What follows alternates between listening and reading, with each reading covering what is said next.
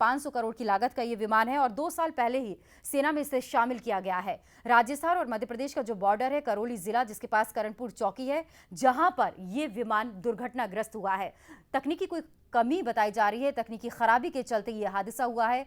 आगरा के एयरबस से इसने उड़ान भरी थी और अब जो सूत्रों के हवाले से खबर मिल पा रही है उसमें कहा जा रहा है कि दुर्घटना में पायलट खुद को बचाने में कामयाब नहीं हो सके हैं।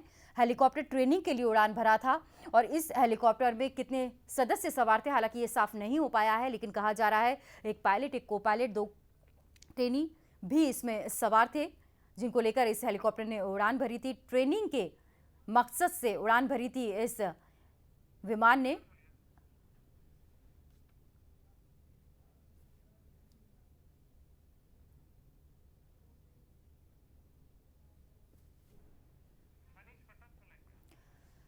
न्यूज एक्सप्रेस संवाददाता मनीष प्रसाद हमारे साथ लगातार जुड़े हुए हैं। मनीष, ताजा अपडेट। देखिए, कोर्ट ऑफ इंक्वायरी ऑर्डर कर दी गई है। पहले इस पूरे C-130J हरकुलिस के बारे में बता दूं, करीबन 1.2 बिलियन का कॉन्ट्रैक्ट हुआ था यूएस से 2008 में।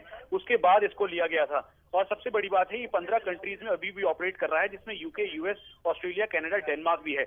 लेकिन सबसे बड़ी बात यह है कि लद्दाख रीजन में भी इसने बहुत सक्सेसफुली फ्लाई किया अगस्त 20 2013 में। लेकिन इस समय ऑफिशियल स्टेटमेंट इंडियन एयरफोर्स की तरफ से आया है कि 72 माइल्स वेस्ट ग्वालियर के एयरबेस के पास आज सुबह करीबन 10:25 के लगभग ये C-130J जो कि ट्रेनिंग मिशन पे था, जिसके अंदर करीबन 4 ऑफिसर्स ऑन बोर्ड थे, वो क्रैश हो गया। इस दुर्घटना के बाद ये करौल एरिया है जहां पर कम घनत्व और कम आबादी वाला एरिया है। यहां पर क्रैश होने के बाद तुरंत कोर्ट ऑफ इंक्वायरी ऑर्डर कर दी गई है और मौके पे जितनी भी टीम्स हैं उनको भेज दिया गया है। लेकिन उसके बाद सबसे बड़ी बात यह है, जो सीनियर ऑफिसर्स हैं एयरफोर्स में और खास करके एमओडी के, उनके मुताबिक ये बात है कि इसके अंदर 4 ऑफिसर्स ऑन बोर्ड थे। इसको वेरीफाई किया गया क्योंकि ये जब भी एयरबेस, आगरा एयरबेस से टेक ऑफ किया था तो उस दौरान इसमें 4 ऑफिसर्स थे, जिसमें से एक पायलट, को पायलट और ड्रोन ट्रेनी ऑफिसर इसके अंदर मौजूद थे, यानी अपनी ट्रेनिंग मिशन में था। इन तमाम चीजों को देखते हुए अब इस समय कोर्ट ऑफ इंक्वायरी ऑर्डर कर दी गई है। लेकिन सवाल फिर से वही उठता है, जब सभी पैरामीटर्स बिल्कुल ठीक थे तो आखिर क्यों इसने टेक ऑफ करने की इजाजत दी गई और इसकी पूरी लापरवाही और जिम्मेवारी और जिम्मेदार इस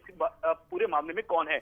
वही जो 4 इसमें कैजुअलिटीज हो चुकी हैं, अभी तक इससे पुख्ता तौर पे जानकारी दी गई है। जो एसपी करौल है उनसे हमारी बात हुई, उन्होंने भी इस बात की पुष्टि की कि इस समय क्रैश हो चुका है, डिब्री ढूंढने की तलाश में है और उसके साथ साथ जो ब्लैक बॉक्स है, इन तमाम चीजों को अब देखा जाएगा, वेरीफाई किया जाएगा।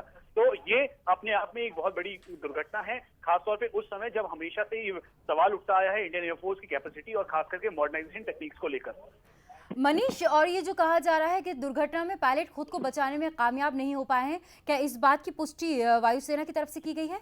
देखिए, जो सीनियर ऑफिसर से हमारी बात हुई, उन्होंने कहा ये इन तमाम चीजों को वेरीफाई कर रहे हैं क्योंकि इसमें जब भी अगर कोई ऐसी भी दुर्घटना घटती है तो उसमें इजेक्शन पावर पायलट के पास होती है कि वो अपने आप को बचा सके। लेकिन उस समय क्या पूरा उस समय क्या हालात थे, इसको कहना अभी बहुत ही मुश्किल है। इसीलिए इसमें प्राइमरीली इन्वेस्टिगेशन की जा रही है। जो मेन इन्वेस्टिगेटर्स हैं वो वहां पहुंच गए हैं, इंडियन एयरफोर्स के सीनियर ऑफिसर्स पहुंच गए हैं और साथ इंक्वायरी ऑर्डर करने के साथ। मनीष, आप हमारे साथ बने रहे हैं। हमारे साथ मेरे सहयोगी अनुराग पुनेठा भी जुड़ गए हैं। अनुराग, एक बड़ा हादसा इसे माना जाएगा, तकनीकी कमी, खामी की वजह से अभी शुरुआती जांच में जो पता चल पा रहा है। हालांकि कोर्ट ऑफ इंक्वायरी की भी बात की जा रही है सेना की तरफ से।